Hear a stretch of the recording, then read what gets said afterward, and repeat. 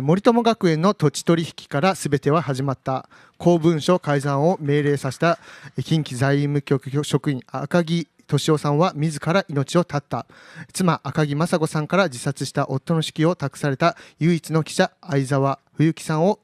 追いかけました。それではご覧ください。真実に向かって書く。ごく普通に街の中にいる幸せな夫婦として暮らしていたはずの人なんですよね。これはこんな思わないことに巻き込まれてしまって、奥さんとしてはね、なんで改ざんなんかさせられなきゃいけなかったの。公文書を改ざんするっていう行為は、その自分が誇りとしていた公務員としての存在価値をもう打ち砕いちゃって、それがね一番心を苦しくなる要因だったと思うんですよね。政局とかね、安倍政権がいいとか悪いとか関係ないわけですよね。彼女にとって一番大事なことは夫の死の真相なんですよ。もう俺はこれやるために記者になったと、そしてこれはすごく大きな話だっていう思ったんです。で結局それをずっとやり続けて NHK 辞めてもやり続けて今ここに来てるわけですけども、真相を知りたいから再調査してくださいって言ってるだけだから、それが実現できる方向に報道していくのが私の使命だなというふうに思ってます。いい感じに終わったんじゃないかな。俺は言ってるけど、明日覚えてないかもしれない。多分大丈夫人間が自分の信念に基づいて生きるべきだっていうことを新井さんが改めて知らしめてくれたっていう。その書くときにもうその私はって書いてるんだけど、その私は僕じゃないんだよね。赤木雅子なんですよね。つまり彼女になり変わって、彼女がまさに僕に降臨してもうそれを書いてる。いやあなたもし自分の身にこんなことをしたらたまんないでしょってね、その共感、だと思います。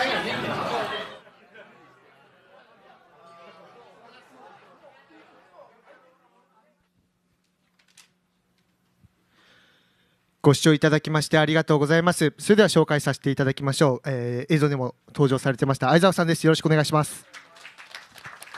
そしてディレクターの久保田君にも登場していただきます。よろしくお願いいたします。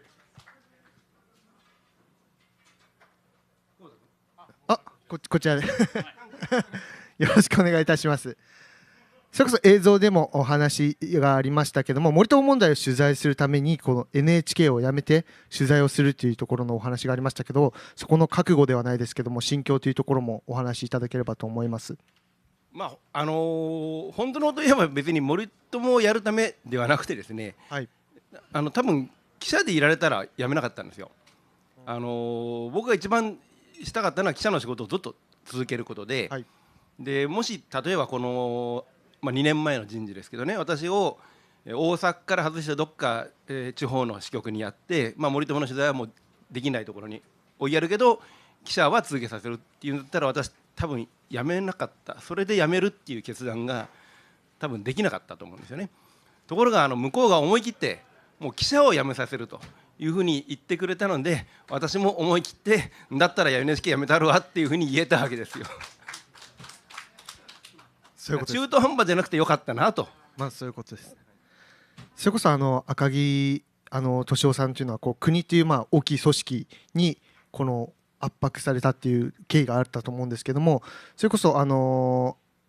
奥様といいますか雅子様はそういった部分では相沢さんに大きい組織を抜けてまで声を聞こうとした姿勢に信頼というところもしたのかなというふうには個人的に感じましたけども、2年経って今のこの結果だけ見てるとなんとなくそんな風に見えますけども、実はそんな綺麗事でもないんですけどね。でもちなみに赤木雅子さんは昨日この会場に来てるんですよね。この会場にいました。でその会場から私に LINE を送ってきて、そこに何て書いてあったかっていうと、はい、変人集会の場所ですよって鋭い変人集会場所ですよの後に笑顔マークがついてますから笑ってるんですけど、安心しました。でもね、ここでいうその変人っていうのは決して悪い意味じゃない。だから私が考える変人っていうのはね、他人と違うことを恐れない人自分の信念に基づいて行動できる人が変人なんです。なぜならば普通の人ってなかなかそれができないじゃないですか。人と違うっていうことはそれが良くない、もしくは怖いと思っちゃうし、自分の信念に基づいて例えば組織に立てつくとかね、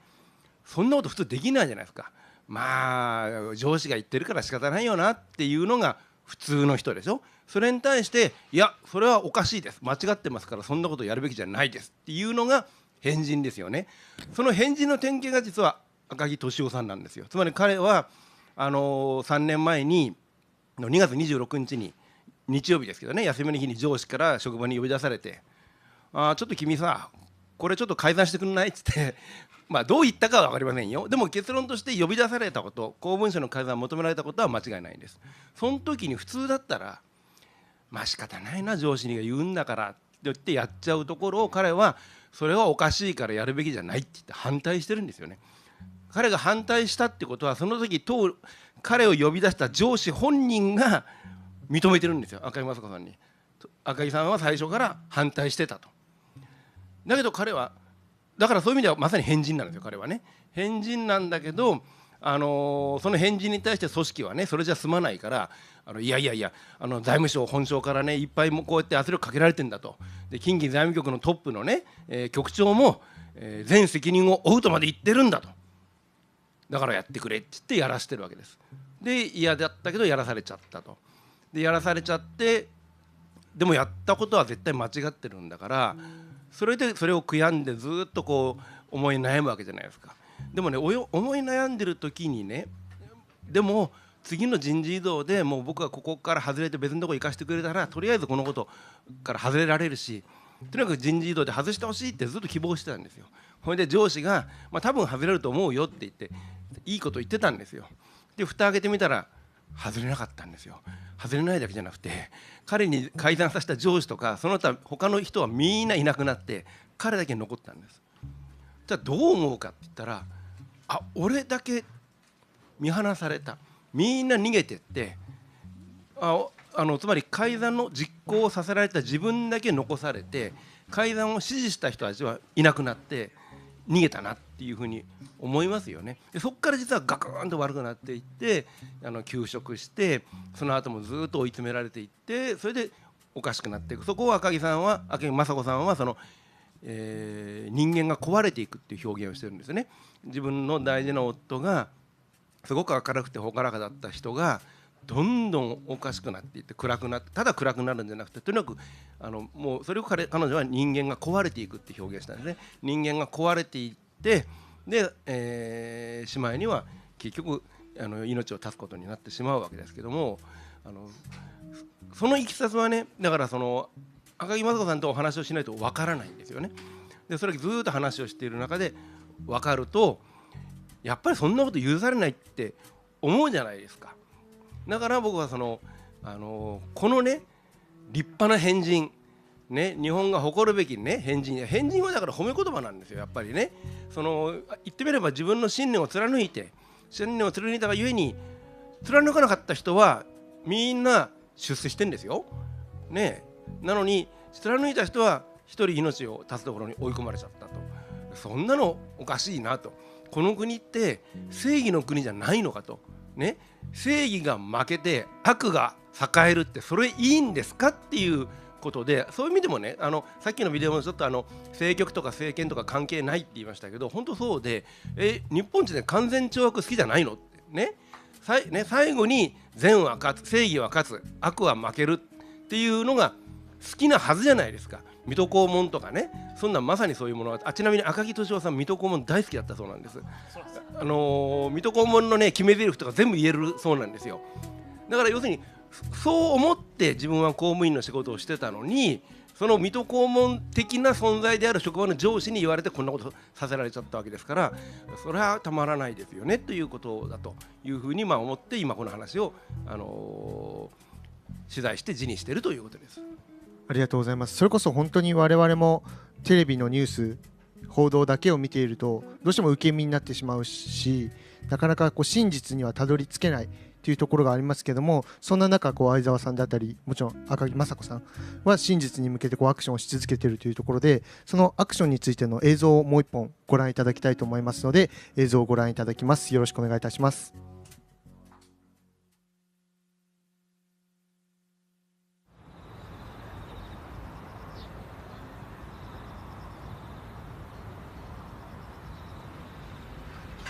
迫ってくる感じがする。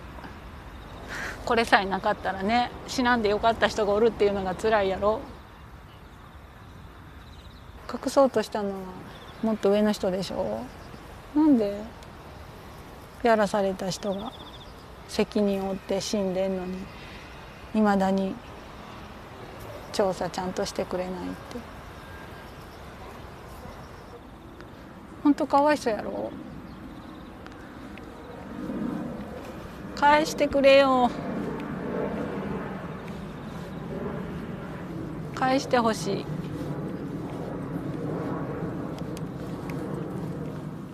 あんまりここに生活感はないと思うんやけど、もう生活はしてないというか、風の吹いてると植物が揺れるのずっとなんか去年から1年ずっと見てるような感じ。なんかいつもここに座ってる。ここに座ると家の中を見なくて済むから、多分ここに座るんやろね。今気づいた。眠れん時はここに来て一日過ごすかな。なんか夜中とか飲み会で遅くなった時に待ってる寂しさと、もう誰も帰ってこない時のもう待つ、過ごすだけの寂しさってまた全然違うというか。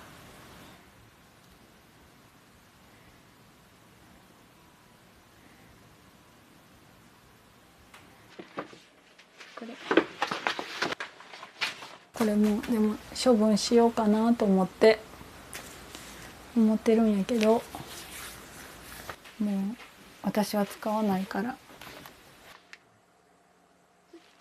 なんか分からんけど好きやったのね、書道が。詳しかったよ本当に。作品集を毎日見てた。これどう思うとかよく話して、この先生のこの字すごいなとか、私はこう思うよって言ったら、いやそれはこうやと思うでとか、あ僕もそう思うわとか、もうそんな会話を毎日してたのね。これは何やこれ。根気我慢、地道に継続。面白くないこれ。これ英語も勉強してた。目標470点だって。笑かすな。このノートは初めて見たな。ちょっとウケるな。中国語、ここも中国語になっとるで。英語やめたな、もう。英語諦めとるわ。めっちゃ面白いこれ。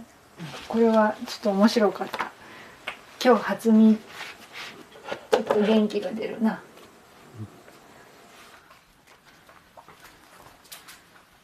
あったあった。最初来た時に喜んで、やっと待ちに言われたのが来たと思って開けて、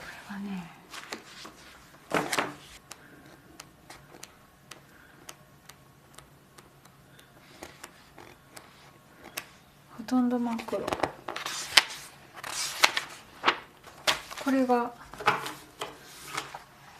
夫の亡くなった理由です。でも一人やかばかにされたような気がする。僕もそれはそう思います。絶対に舐められた。それはもう彼らは若井さんに何もできないと思っていいように言って、それで言うことを聞くと思ったんだよ。時間かかったっていいですよ。時間かかったってちゃんとできたらいいじゃないですか。2年十分まだまだ間に合う。間に合ったのかな。間に合いますよ。だから亡くなった人は戻ってこないけど、それはもう本当にどうしようもないけど、それ以外のことはちゃんとなんとかなりますよ。だよね。広がりますから、賛同も広がるから。お願いですから、私と夫の立場に立ってください。皆さんの大切な夫や妻や子供が改ざんを強制されて自殺に追い込まれたことを想像してください。きっと私と夫の立場に立てば、そんなこと答える必要はないという回答がどれだけ遺族の心を傷つけるか想像できると思います。私は真実が知りたいだけです。夫が作成したファイルやメモを開示し、夫が自殺に追い込まれた具体的な経緯を教えてください。よろしくお願いします。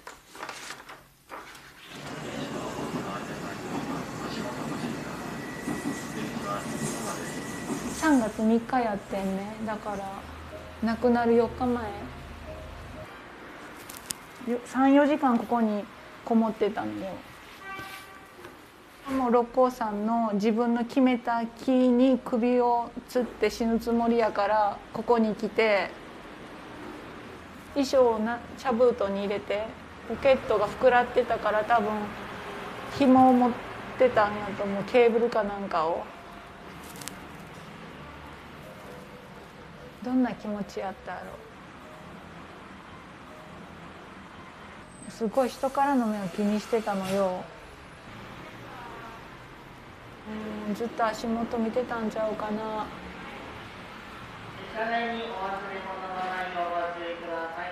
で、山に登って帰ってくる人はみんな幸せそうやしさ、自分だけどん底やん。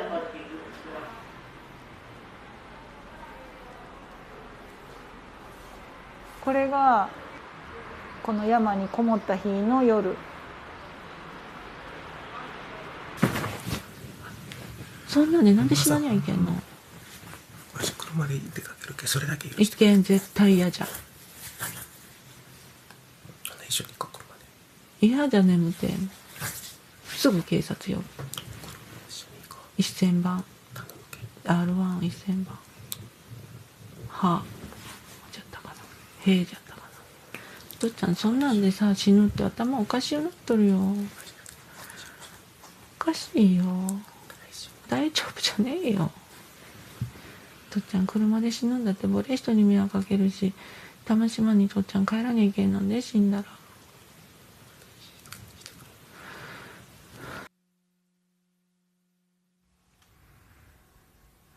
まあ私からしたら現実やから、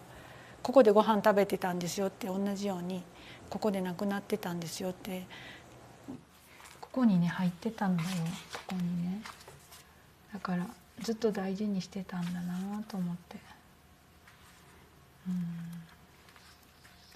倫理って何なんやろうね。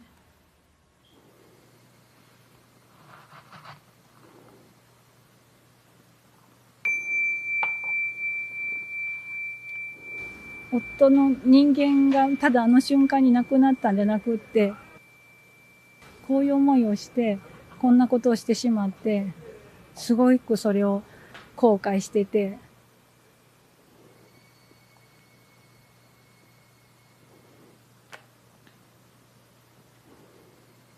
世の中の人に分かってもらえて、赤木俊夫がまた生き返ったというか、認められるんじゃないかなと思う。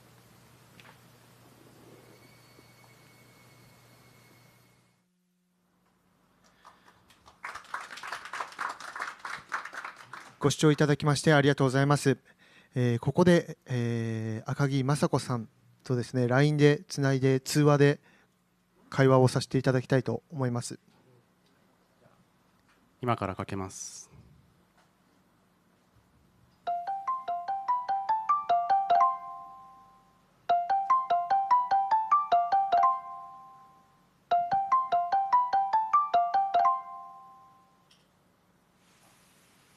そうか、これで聞こえるんですね。こんばんは。はい、こ聞こえまんばんは。すでしょうか。はい、司会の高橋でございます。はい、すみません、ご参加ありがとうございます。はい、ありがとうございます。ぜひちょっとお話を伺わせていただければと思っております。よろしくお願いいたします。はい、よろしくお願いします。それこそ映像も撮影取材も受けられたかと思うんですけども、取材を受けたりだとかお話をするだけでも、辛い気持ちというところもあるかと思うんですけども、やっぱりこれそれでも声を発して、今日もこの場でこう発信してくださるっていうのは、やはり真実を知りたいという強い気持ちがあるということですよね。そうですね。でも今の一番の悩みはホテルの部屋の暖房が全然効かないことなんですけど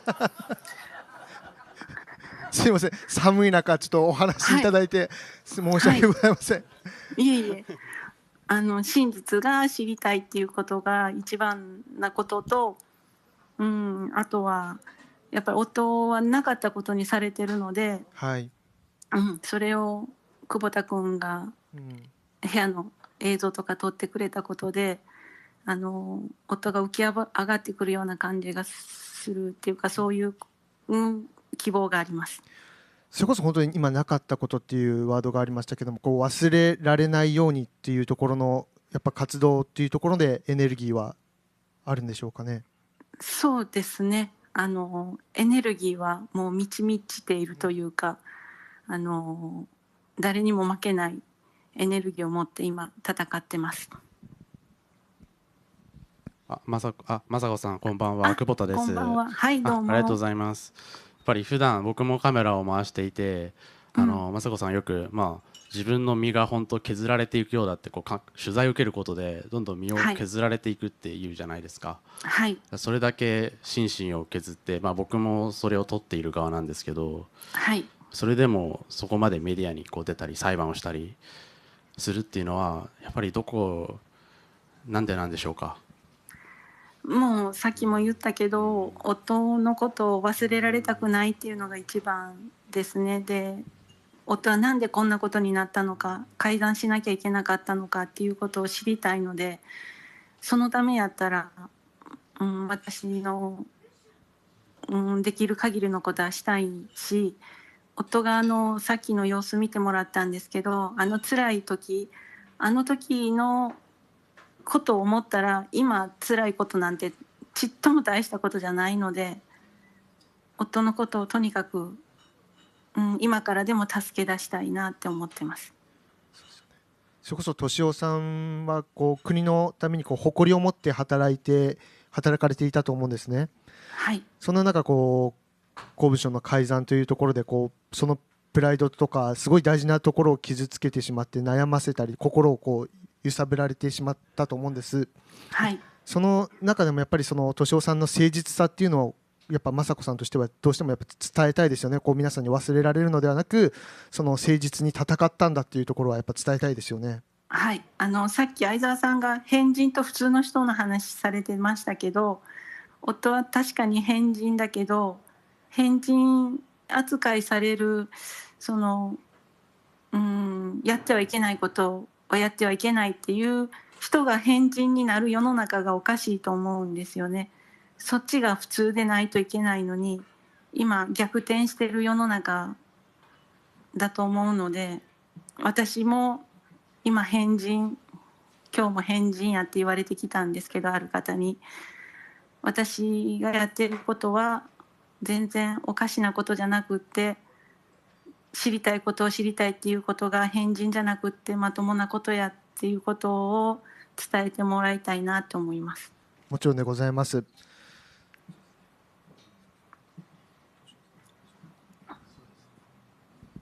あと雅子さんはよくやっぱメディアにすごく出ていて、なんか人からはよくかわいそうな人なんじゃないかって人だと思われるのがたまに辛いと言ってたと思うんですよね。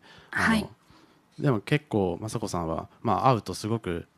当たり前のことなんですけど、人はどんな状況でも笑うし、怒るしっていうところだと思うんですけど、よく怒りますね。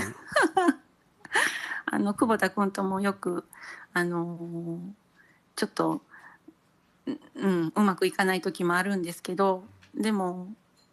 それも私やし、笑ってるのも私やし、悲しんでるのも私やし、全部自分なので、でもやっぱりかわいそうな人っていう風にテレビはどうしても作り上げてくださるんですよ。でもそれも大事やと思うので、誰も否定はしたくないけど、自分は自分やなっていうのはずっと思ってます。なんか答えになってないけど。そんなことないです。それこそ今こう2本の映像も見させていただいておりますけども、この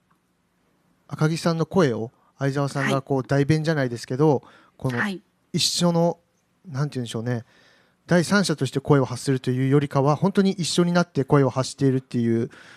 姿勢がすごい感じられたんですけども、この相沢さんとのこの信頼関係といいますか、こう声を委ねるっていうところの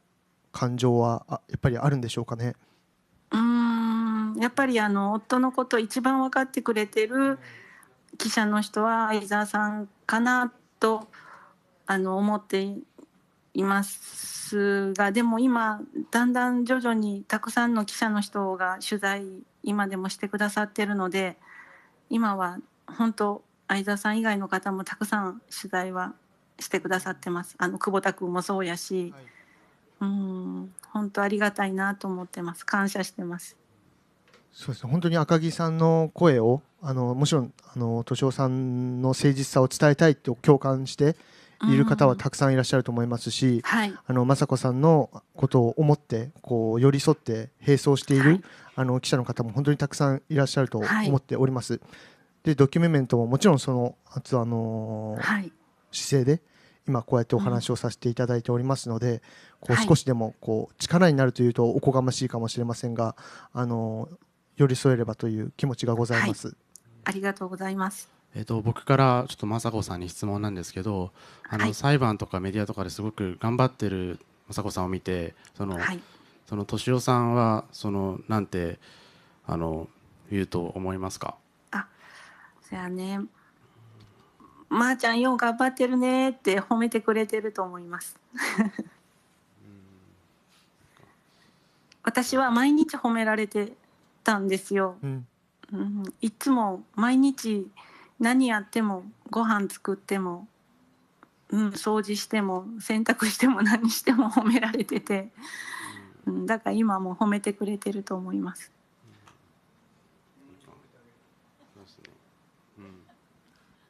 ありがとうございます。それこそ今本当に、会場もそうですしYouTube という形でたくさんの方の応援メッセージも、届いております。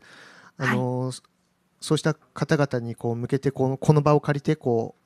伝えたいことといいますか、発信したい、もう雅子さんの口から発信したいことがあればぜひお伺いさせていただければと思います。とにかく正しいことを、自分が正しいと思うことをできない、特に夫のいた公務員っていう立場で国民の皆さんのために頑張って働いてるのに、夫は正しくない改ざんをしてしまったんですけど、夫は本当を言うと犯罪者なんですね。で犯罪を犯してしまったんだけど、でもどうしてその犯罪を犯してしまったのか、今国はそれをなかったことにして黒塗りのものでごまかそうとしてるんですけど、私はそれをどうしても知りたいし、これを知ることでこれからこういう犯罪がなくなるというか苦しむ人が減ると思うし、夫みたいにうつで苦しんでる人が今もたくさん世の中いると思うんですけど、そういう人の少しでも助けになれたらなって思うのと、今夫の上司とかたくさんの人が今でも苦しんでると思うので、その人たちが本当のことが喋れるような職場になるように何かなれたらなって思ってます。ありがとうございます。それこそ相沢さんからも雅子様に向けてこの場を借りてお伝えすること等がありましたら。実はですね、忘れられないっていうか忘れられた事件だったっていうのがすごくこの森友の場合はキーワードになるんですね。森友って実は2度忘れられてるんですよ。3年前の2月に最初こんなおかしな土地取引が行われてるっていうのが分かって国会に火がつきましたけど、あれがどうして消えていったかっていうと、籠池さんの補助金不正っていう全く別の話が突然大阪府が持ち出してきて、そっちの方を中心に検察の捜査も行われて、そっちの方にわーっと報道が流れて、ふと気がついたら加古木さんが起訴されたらもうそれで事件終わったみたいになってね、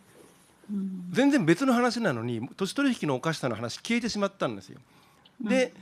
これでまず一遍忘れられた。で次に思い出されたのはその翌年の2018年3月朝日新聞が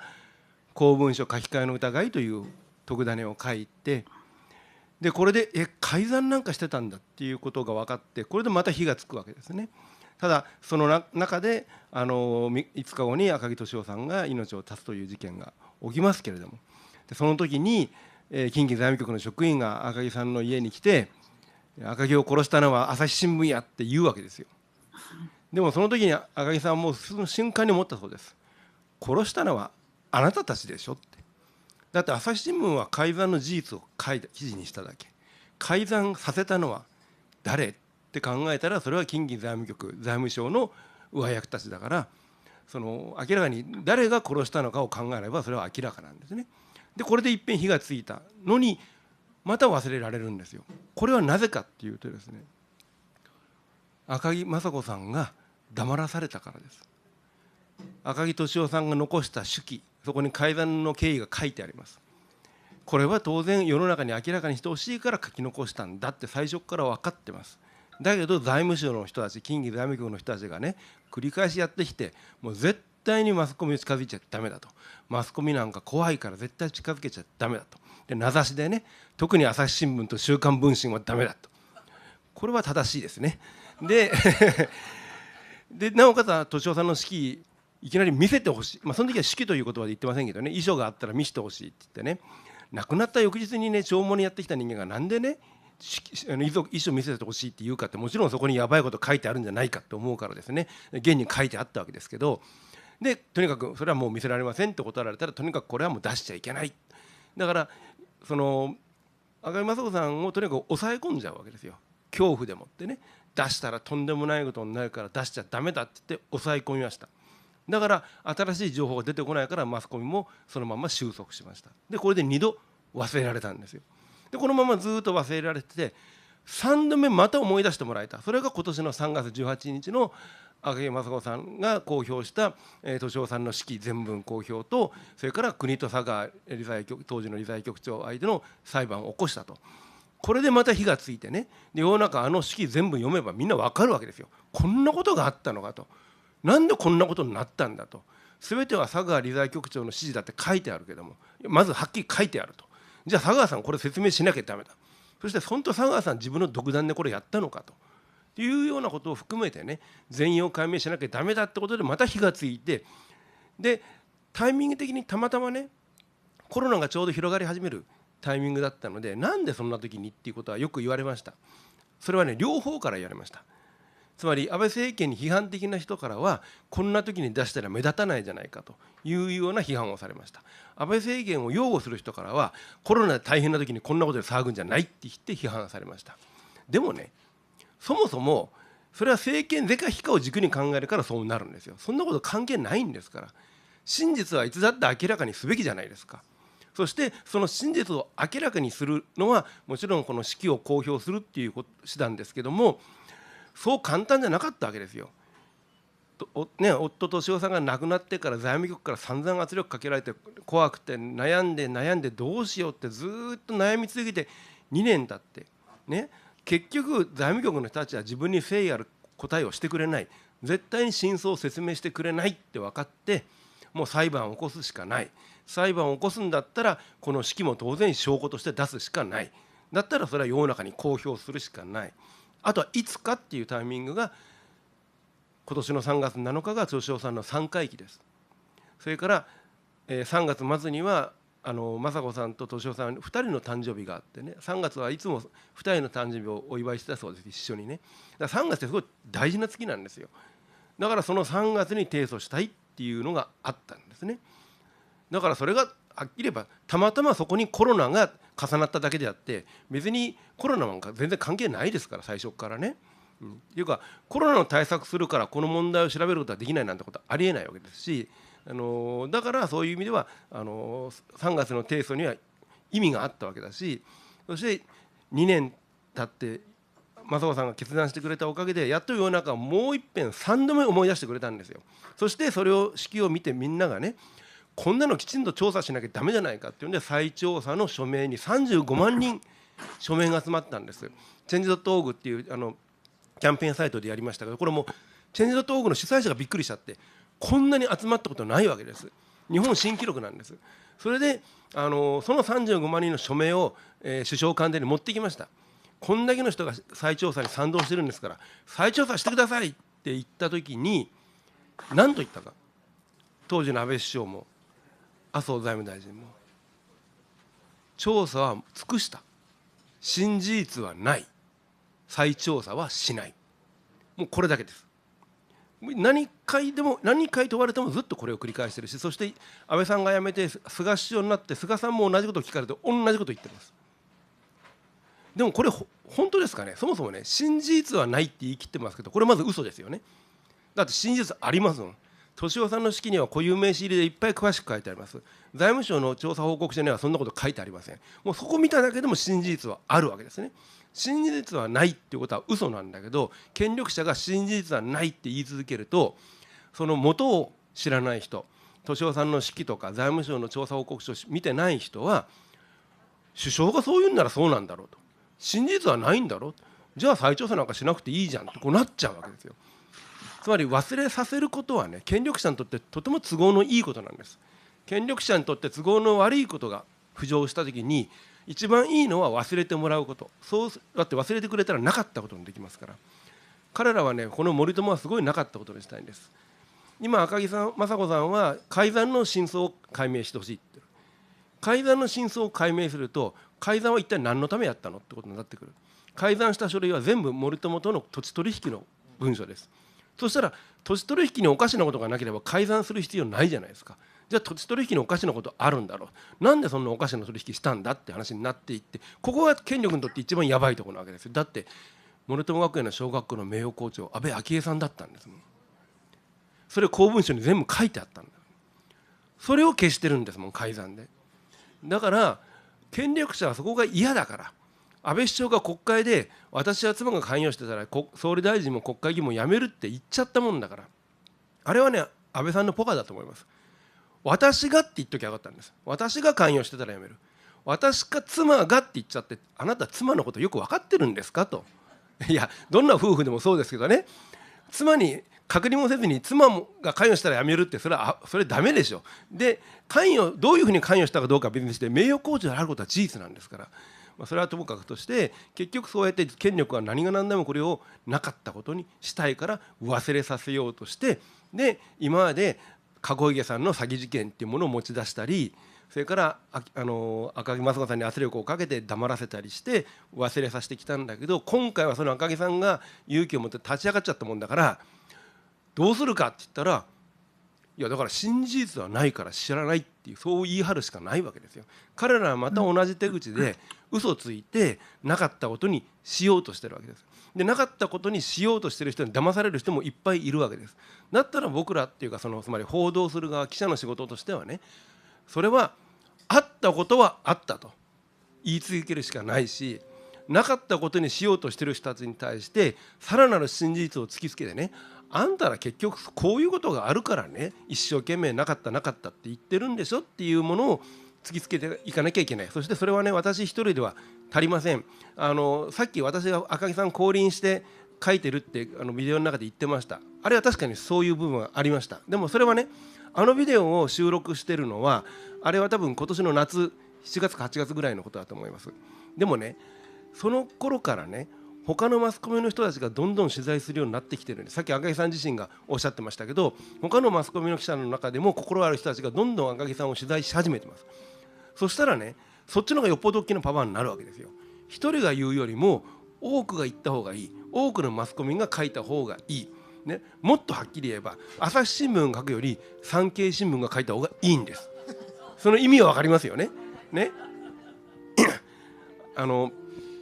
関西でいうと朝日放送が放送するより関西テレビ、これ富士系列ですが放送した方がいいでしょ、ね、だからそういう意味では本当にね、いろんなマスコミの人が入ってきてくれるのがよくて、で現に今大阪ではそのカンテレとか産経の人たちがね、赤木雅人さんに取材に来てくれてるから、だから変わってきてるんですよ、潮目がね。そういう意味ではいっぱいこう報道してもらって、でそういうふうに報道してもらったらね、もう私に赤木さんが降臨する必要はないわけですよ。ということでそのステージは変わってきてますんで、これからはところがね、例えばね、関西テレビが赤木さんを取材したと、で独自の素材を出してニュースにしましたと、で富士系列だからフジテレビに送るわけですよ。富士はこれをね、全国ネットに採用しないんです。だから関西の人は知ってるけど、他の地域の人は、東京の人もそうですけど知らないっていうことが起きるわけですね。で例えば産経新聞とか読売新聞でもそうですよ。大阪本社版では載ってます、でも東京本社版には載りませんっていうことが起きるわけですよね。だからなかなか東京にいるとそれは分からないと思いますけど、僕は今かなり積極的にそういうカンテレさんがこんな放送してるとか、読売とか産経がこんな記事書いてるっていうのを書くようにしてますんで、皆さんそれを見かけた時にこれを富士やってないだろうと、ね、産経の東京本社載せてないだろうと思ったら言ってください、マスコミに、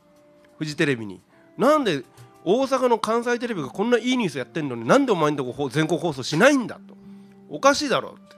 忖度してんのかって言って怒ってやってくださいね。産経新聞、読売新聞の東京本社にもね、お前んとこの大阪本社こんないい記事書いてるじゃないかと、なんでそれ載せないんだと、もっと全国の読者に知らせろというふうに怒ってあげてください。そういうことで動き、そしたらね、それはね、大阪で頑張ってる記者の応援になるんですよ、間違いなく。だからみんなで声を上げて、そういうふうに志持ってね、取材して報道しようとしてくれてる記者たちを応援してあげてほしいなと思います。どうもありがとうございます。ではさっき変人って言った赤木さんに怒られましたけど、会場の変人の皆様ぜひ声を上げてください。よろしくお願いします。ありがとうございます。あと変人ネットワークで皆さんに伝えてほしいと思います。よろしくお願いします。ありがとうございます。最後に赤木さんからもこの会場、そして YouTube をご覧の皆様に最後に一言思いの丈を伝えていただけますでしょうか。はい、おしゃべりの相沢さんが全部おっしゃってくださったのでもう十分です。ありがとうございます。本当に忘れてほしくないという言葉がありましたけども、我々も真相を知りたいですし、相沢さんがおっしゃってたように我々もアクションできること積極的に協力させていただきたいと思っておりますので、よろしくお願いします。はい、よろしくお願いします。ありがとうございました。ご参加ありがとうございます。ありがとうございました。ありがとうございました。失礼いたします。ありがとうございました。ありがとうございます。相沢さんもありがとうございます。改めて相沢さんと赤木さんに大きな拍手をお願いします。ありがとうございました。ありがとうございます。コメント欄でも、相沢さんそして赤木さんへの共感の拍手が、多数寄せられております。ありがとうございました。